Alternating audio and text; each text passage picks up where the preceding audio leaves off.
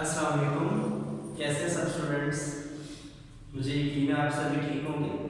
आज मैं 10th का चैप्टर नंबर 15 इनहेरिटेंस उसका सेकंड लेक्चर स्टार्ट कर रहा हूँ।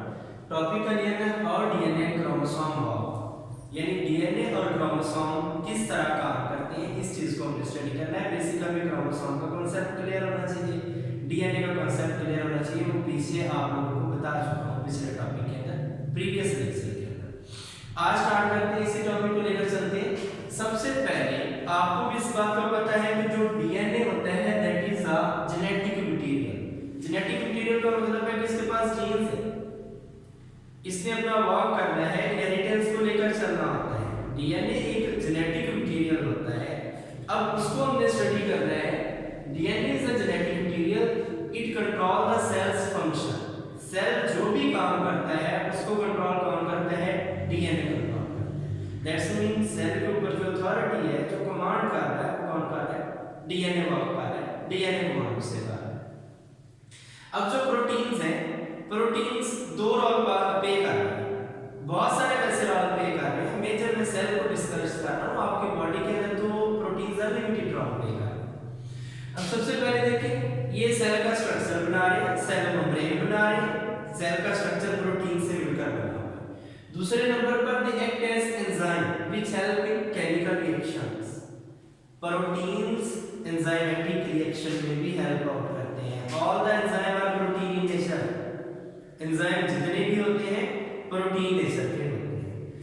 फिर नेक्स्ट हमारे पास cell working is controlled by DNA. मैं ऊपर आपको बता दिया था, सेल जो भी एक्टिविटी परफॉर्म करेगा उस एक्टिविटी को कौन कंट्रोल करेगा? उस एक्टिविटी को डीएनए कंट्रोल करेगा। फिर मैंने लिखा हुआ DNA makes the characteristics of cell और ऑर्गेनिज्म। डीएनए किसी भी सेल या किसी भी ऑर्गेनिज्म की जो कैरेक्टरिस्टिक्स हैं, जो कैरेक्टर्स हैं, उन्हें बनाता है, उन कैरेक्टर्स को कंट्रोल करता है। अब देखिए, proteins made up of amino acids. Protein किस चीज से मिल, अब प्रोटीन को हमने डिस्कस किया तो इस बात को डिस्कस कर लें कि प्रोटीन किस चीज के मिलने से बनते हैं। प्रोटीन अमीनो एसिड्स के मिलने से बनते हैं। मैंने डेफिनेशन भी लिख दी है। The building blocks of proteins are called amino acids. Amino acids मिलेंगे तो क्या बनाएंगे? They will form a protein. अब सीक्वेंस ऑफ अमीनो एसिड, इसको कंट्रोल करने के लिए क्या चीज मौजूद है? DNA controlled by sequence of nucleotide. अब अमीनो एसिड के सीक्वेंस को कौन कंट्रोल कर रहा है? डीएनए।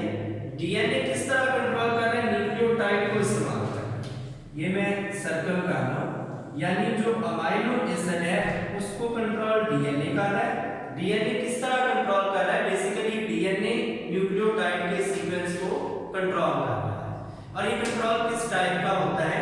सबसे पहले देखिए, जो न्यूक्लियोटाइड है these are the subunit of DNA. ये डीएनए के सब यूनिट्स होते हैं। इसे पास है,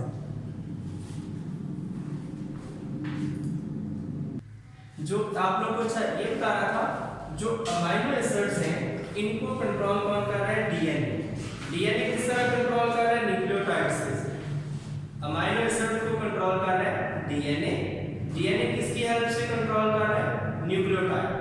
nucleotide are the basic subunit of DNA. जो डीएनए के सब यूनिट्स होते हैं उसे हम क्या कहते हैं? उसे हम न्यूक्लियोटाइड्स का नेम देते हैं। अब ये बड़ा क्वेश्चन मैं बाद में समझाता हूं, पहले न्यूक्लियोटाइड की कंपोजिशन देख लें कि न्यूक्लियोटाइड किस चीज से मिलकर बना है। जब आपके पास पेंटोज शुगर मिलता है, 5 कार्बन वाला शुगर, नाइट्रोजनियस बेसिस और फॉस्फेट, ये तीनों चीजें मिलेंगी तो न्यूक्लियोटाइड बनता है। यही नाइट्रोजनियस बेसिस डीएनए के अंदर होती है, एडेनिन, थाइमिन, साइटोसिन और ग्वानिन। और आरएनए के अंदर ये नाइट्रोजनियस बेसिस चेंज होती है। अब इसको डिस्कस करते हैं, इस पार्ट को सेंट्रल डॉग्मा कहते हैं। इसकी एक्सप्लेनेशन मैं आगे जाकर करूंगा। पहले सेंट्रल डॉग्मा को देख लें। ये क्रोमोसोम का होमोलोगस क्रोमोसोम का पेयर है। इस क्रोमोसोम को ये दोनों शॉर्ट आर्म क्रोमैटिड्स कहलाते हैं, लॉन्ग आर्म भी क्रोमैटिड्स कहलाते हैं। एक शॉर्ट आर्म होता है, दूसरा लॉन्ग आर्म होता है। दोनों को आप क्या कहते हैं? क्रोमैटिड्स का नेम देते हैं। ये सेंट्रोमेयर है जहां पर क्रोमोसोम एक दूसरे के साथ अटैच है। अब सबसे पहले यहां से इंफॉर्मेशन ट्रांसफर हो रही है, ये single strand molecule, it is part of DNA. यहां से इंफॉर्मेशन आगे जानी है मैसेंजर आरएनए में। यहाँ पर मैंने लिखा sequence of DNA nucleotide is copied. अब देखिए ये डीएनए न्यूक्लियोटाइड, यहाँ से न्यूक्लियोटाइड का सीक्वेंस कॉपी होकर ये बनाना है उससे मैसेंजर। नेक्स्ट स्टेप के अंदर ये आपके पास मैंने लिखा ribosome read messenger RNA sequence and join nucleotide. Ribosome messenger RNA से आने वाले न्यूक्लियोटाइड को पढ़ेगा, रीड करेगा और उन्हें एक दूसरे के साथ क्या कर देगा, बेसिकली अटैच कर देगा। ठीक है, फिर नेक्स्ट है यहाँ पर स्पेसिफिक प्रोटीन्स आपके पास में बन जाएंगी। ये प्रोटीन क्या बनाएंगी, they will make the characters. Protein क्या बना देंगी, करैक्टर बना देंगी। ये सेंट्रल डॉग्मा। अब सेंट्रल डॉग्मा की डेफिनेशन करता हूँ। आपकी बॉडी के अंदर दो प्रोसेसेस चल रहे हैं, एक ट्रांसक्रिप्शन, दूसरा ट्रांसलेशन। डीएनए से मैसेंजर आरएनए का बनना ट्रांसक्रिप्शन कहलाता है। डीएनए से मैसेंजर आरएनए का बनना ट्रांसक्रिप्शन कहलाता है। नेक्स्ट स्टेप के अंदर मैसेंजर आरएनए से प्रोटीन का बनना ट्रांसलेशन कहलाता है। डीएनए से मैसेंजर आरएनए का बनना ट्रांसक्रिप्शन, नेक्स्ट स्टेप के अंदर मैसेंजर आरएनए से प्रोटीन का बनना क्या कहलाता है, ट्रांसलेशन कहलाता है। ट्रांसक्रिप्शन और ट्रांसलेशन दोनों at a time central dogma कहलाते हैं। Transcription and translation both of them at a time called central dogma। अब जीन किसे कहते हैं, gene is unit of inheritance. ये एक सादा सी डेफिनेशन है। Part of DNA having codes for protein.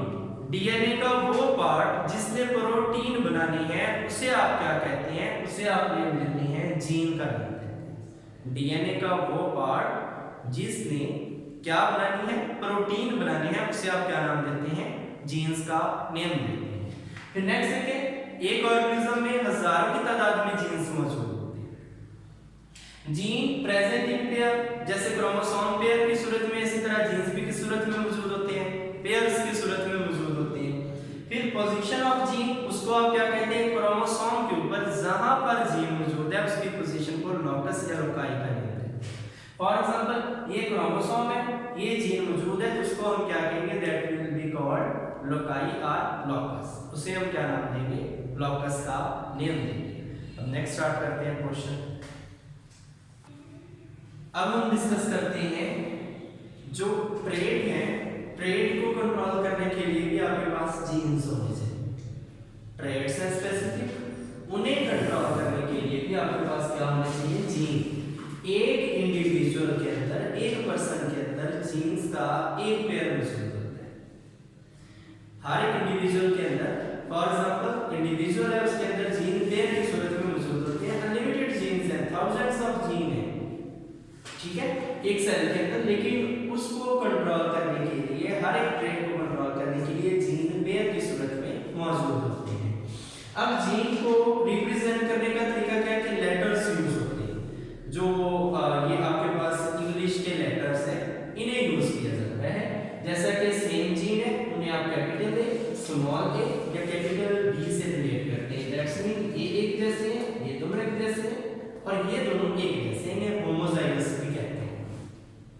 और अगर यही जीन पेयर्स डिफरेंट हो जाते हैं तो capital A, small A, capital B और स्मॉल बी से डिनोट किया जाता है। अब एलील्स क्या है, the partner of gene pair are called allele. Allele gene pairs के पार्टनर्स होते हैं जिन्हें हम क्या कहते हैं, एलील का नेम देते हैं। अल्टरनेट फॉर्म ऑफ जीन भी, ये इसकी डेफिनेशन है, यानी ये दोनों इसकी डेफिनेशन है, ये भी इसकी डेफिनेशन है और ये भी डेफिनेशन है। The alternate forms of a gene are called alleles. जब क्रोमोसोम या सिस के दौरान क्रोमोसोम एक दूसरे से अलग हो रहे हैं, डिसइंटीग्रेट हो रहे हैं, तो जीन्स भी एक दूसरे से सेपरेट हो रहे हैं। मियोसिस के दौरान जब क्रोमोसोम एक दूसरे से सेपरेट होते हैं तो जीन्स भी एक दूसरे से सेपरेट होते हैं। लेकिन जब यही गैमेट्स यूनाइट होंगे, मिलेंगे, तो जीन्स भी एक दूसरे के साथ मिलेंगे। जब गैमेट्स यूनाइट होंगे, गैमेट्स मिलेंगे, तो जीन्स भी एक दूसरे के साथ यूनाइट होंगे, एक दूसरे के साथ मिलेंगे। अब हमने डिस्कस करना है जीनोटाइप और उसके टाइप्स। जब आप जीनोटाइप्स को देखते हैं, जीनोटाइप का मतलब होता है specific combination of gene in an organism. एक ऑर्गेनिज्म के अंदर जो जीन्स का स्पेसिफिक कॉम्बिनेशन है उसको आप क्या कहते हैं, जीनोटाइप। इसकी दो टाइप है, एक होमोजाइगस, दूसरा हेटेरोजाइगस। होमोजाइगस का मतलब होता है सेम चीज और हेटेरोजाइगस का मतलब होता है डिफरेंट। अब सबसे पहले देखिए इसकी एग्जांपल हम एक लेते हैं अल्बिनिज्म।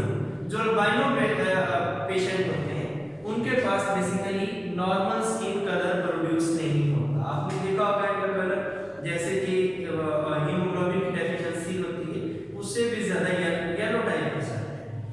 तो अल्बाइनिज्म में नॉर्मल स्किन कलर प्रोड्यूस नहीं हो रहा, नॉर्मल बॉडी पिगमेंट्स एब्सेंट है। क्यों ऐसा हुआ इसको हम डिनोट करते हैं लेटर ए कैपिटल और लेटर ए स्मॉल।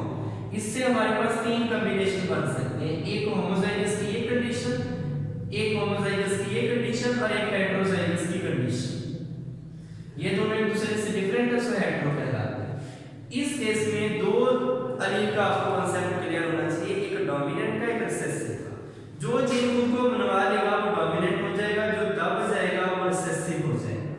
बीच मास का दर नहीं इज कॉल्ड डोमिनेंट, जो दूसरे को दबा रहा है उसको एक्सप्रेस नहीं होने दे रहा तो उसको डोमिनेंट कहते हैं। और जो एक्सप्रेस नहीं हो रहा, जो मास हो गया है, जो दब गया है, उसको क्या कहते हैं रिसेसिव का नियम देखते हैं। डोमिनेंट एलील को आप कैपिटल लेटर से डिनोट करते हैं और रिसेसिव एलील को आप स्मॉल लेटर से डिनोट करते हैं।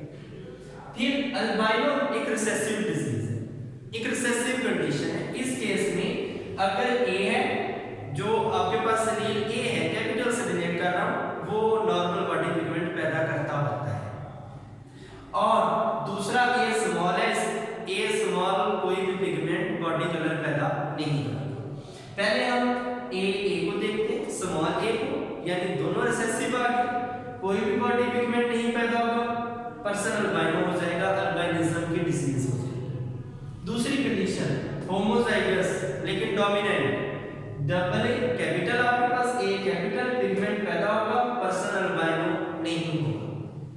तीसरी कंडीशन आपके पास heterozygous, A capital A small, pigment पैदा होगा क्योंकि ए कैपिटल भी आ गया, पिगमेंट पैदा होगा तो पर्सन अल्बाइनो नहीं होगा। यानी अल्बाइनो कब होना है, जब ये ए डोमिनेंट हो जाएगा, या तो दोनों होमोजाइगस हो जाए या फिर स्मॉल ए डोमिनेंट हो जाए जो कोई भी पिगमेंट पैदा नहीं कर रहा था। उस केस में पर्सन क्या हो जाएगा, अल्बाइनो हो जाएगा। फिर नेक्स्ट है as A is dominant over A small, so अच्छा ए कैपिटल किसके ऊपर डोमिनेंट है, ए स्मॉल के ऊपर डोमिनेंट है, सो पर्सन के अंदर अल्बाइनिज्म की डिजीज नहीं होती। अब इन ट्रेड्स के एक्सप्रेस करने को, एक्सप्रेशन को हम क्या कहते हैं, the expression of these trait is known as phenotype. इन ट्रेड का एक्सप्रेस होना क्या कहलाता है, फिनोटाइप कहलाता है। ये तो था आज का हमारा लेक्चर कि क्रोमोसोम और डीएनए किस तरह वर्क करते हैं। आई होप सो आप सबको ये अच्छे से समझ आया होगा। बाकी कोई भी क्वेश्चन हो तो आप मुझसे कर सकते हैं। अल्लाह हाफिज़।